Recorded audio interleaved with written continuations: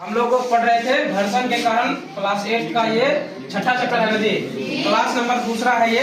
इससे पहले एक क्लास कर चुके हैं जिसमें हम लोग घर्षण बल पढ़े थे, घर्षण में क्या क्या हो सकता है, घर्षण में कौन कौन सा परिवर्तन हो सकता है, ये सब कुछ हम पढ़ लिए थे। आज हम लोग पढ़ने वाले हैं घर्षण को प्रभावित करने वाले कारक कौन कौन से हैं। आखिर घर्षण जब घर्षण दो वस्तुओं के बीच लगती है तो उसको प्रभावित कौन कौन कर सकता है ना। तो इस प्रकार से हम समझेंगे, लेकिन सबसे पहले हम लोग पहला पॉइंट समझ लेते हैं। पहला एक ही नंबर में हम देखिए कि सतहों की प्रकृति या नेचर ऑफ सरफेस, देखो है ना, घर्षण को प्रभावित करने वाले कारक एक नंबर में सतहों की प्रकृति और मतलब नेचर ऑफ सरफेस, सतहों की प्रकृति से किस प्रकार से घर्षण को प्रभावित किया जा सकता है। तो सबसे पहला पॉइंट है कि अगर सतहें खुरदुरी होंगी तो अधिक घर्षण होगा। तुम ध्यान से देखना कि अगर सतह मतलब सतह यानी कि सरफेस पे जब मान लो कि हम चल रहे हैं, ये अगर बिल्कुल टाइल्स इस पे लगा हुआ तो क्या इसमें चलने में सुविधा होती है क्या? बिल्कुल नहीं होती है। अगर वही अगर मिट्टी का है या फिर खुरदुरा है, सरफेस अगर खुरदुरा है, उस पे चलने में क्या होती है? आसानी होती है। जैसे तुम पहाड़ को देखो, अगर पहाड़ बिल्कुल प्लेन रहे तो क्या तुम उस पर चढ़ पाओगे? क्या नहीं चढ़ पाओगे, क्योंकि उस पर घर्षण क्या होगा? बिल्कुल कम होगा। लेकिन जैसे ही उसको खुरदुरा बना दे तुम आसानी से चढ़ सकते हो ना, चढ़ सकते हैं ना।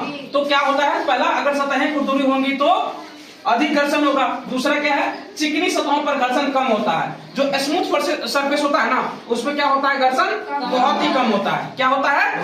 घर्षण बहुत ही कम होता है। दूसरा है संपर्क बल, यानी कि कांटेक्ट फोर्स के कारण भी क्या होता है? घर्षण को हम लोग प्रभावित कर सकते हैं। कांटेक्ट बल, संपर्क सरफेस, याद है ना, दो वस्तुओं के बीच संपर्क के कारण जो बल लगता है उसी को हम लोग संपर्क बल कहते हैं, है ना।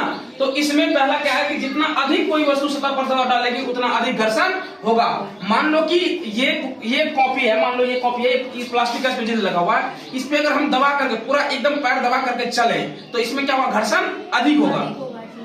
और भारी वस्तु पर घर्षण अधिक होता है और हल्की वस्तु पर घर्षण कम होता है। जो भारी वस्तु होती है ना, जैसे मान लो कि बच्चे को टाइल्स पर चलने के लिए तो वो जल्दी गिरेंगे, हम लोग वही टाइल्स पर चलेंगे तो बहुत कम चांस है गिरने का, है ना। इसलिए कहते हैं कि घर्षण जो है ना, जब जो भारी वस्तु होती है ना उसमें घर्षण क्या होता है? अधिक होता है। जो हल्की वस्तु होती है उसमें घर्षण कम होता है। लेकिन ये चीज भारी वस्तु पे तब काम नहीं करेगा जब वस्तु क्या होगा? गोल होगा।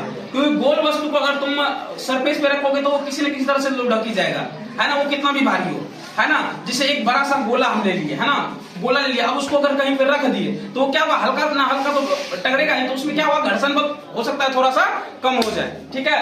तो भारी वस्तु में क्या होता है? घर्षण अधिक होता है और हल्की वस्तु पर घर्षण कम होता है। अगला है आपसी संपर्क, ठीक है, इसको इंटरेक्ट फोर्स भी बोलते हैं, ठीक है। इसमें कुछ सामग्रियों के कणों के बीच आकर्षण बल अधिक होता है। जो कुछ सामग्री होते हैं उसमें उसके कणों के बीच जो होता है आकर्षण बल बहुत अधिक होता है। ये तुमको 9th में भी पढ़ने के लिए है, तो अभी समझ लो। आकर्षण बल क्या होता है? उसमें अधिक होता है, जिससे घर्षण भी अधिक होता है। जिससे तुम जितना भी ठोस वस्तु देखते हो ना, तो ठोस वस्तु के जो छोटे छोटे कण होते हैं ना, उसमें मतलब जो ये क्या कहते हैं इसको, आकर्षण बल बहुत अधिक होता है, जिसकी वजह से ठोस वस्तु जल्दी नहीं टूटती है, समझ रहे हो ना। तो उसी प्रकार से कह रहे हैं, कुछ सामग्रियों के कणों के बीच क्या होता है? आकर्षण बल अधिक होता है, जिससे उसका घर्षण भी क्या होता है? अधिक होता है। उसका घर्षण क्या होता है? उससे बढ़ जाता है। जैसे रबर और सड़क के बीच अधिक घर्षण होता है जबकि बर्फ पर कम। रबर और सड़क के बीच घर्षण अधिक होता है। तुम रबर वाला चप्पल पहनते हो ना, तो वो क्या होता है? जमीन को बहुत जल्दी पकड़ लेता है ना। वही तुम अगर रबर वाला चप्पल पहन कर बर्फ पर चलने जाओ तो वो एकदम फिसलता हुआ रहेगा, मतलब क्या होगा? घर्षण वो घटा देता है। लेकिन अगर तुम सड़क पर चल रहे हो तो वहां पर घर्षण क्या होता है? बढ़ा देता है, ठीक है ना। गति की स्थिति यानी कि स्टेट ऑफ मोशन क्या होता है? तो स्थैतिक घर्षण गतिज घर्षण से अधिक, ठीक है। तो क्या होगा? स्टैटिक फ्रिक्शन जो है काइनेटिक फ्रिक्शन से ज्यादा होगा, समझ गए ना। क्या होगा? स्टैटिक फ्रिक्शन जो है काइनेटिक फ्रिक्शन से ज्यादा होगा, यानी स्थैतिक घर्षण जो है गतिज घर्षण से ज्यादा होगा। दूसरा है, जब वस्तु पहले से ही गति में होती है तो उसे गतिशील बनाए रखने के लिए कम बल चाहिए। जब वस्तु पहले से ही गति की स्थिति में है, उस पर अगर हल्का सा भी बल लगाओ तो क्या होगा? वो और अधिक गति में आ जाते हैं। जैसे तुम चलते हुए साइकिल को देखा होगा, ठीक है, अब साइकिल चल रही है, उसमें तुम हल्का सा बल और लगा दो, वो क्या होगा? और स्पीड हो जाता है ना। तो अब 5वां पॉइंट है कि चिकनाई या स्नेह, जिसको हम लोग क्या बोलते हैं? लुब्रिकेशन बोलते हैं। क्या बोलते हैं? लुब्रिकेशन बोलते हैं। तेल, ग्रीस या पानी जैसी चिकनाई सतहों के बीच घर्षण का काम कर सकती है। मतलब दो सतहों के बीच में अगर तेल, ग्रीस या पानी को रख दे तो वहां पर घर्षण क्या हो जाता है? कम हो जाता है। क्या करता है? घर्षण को कम कर देता है। कौन कम कर देता है? तेल, ग्रीस या पानी, ये क्या करते हैं? घर्षण को कम कर देते हैं।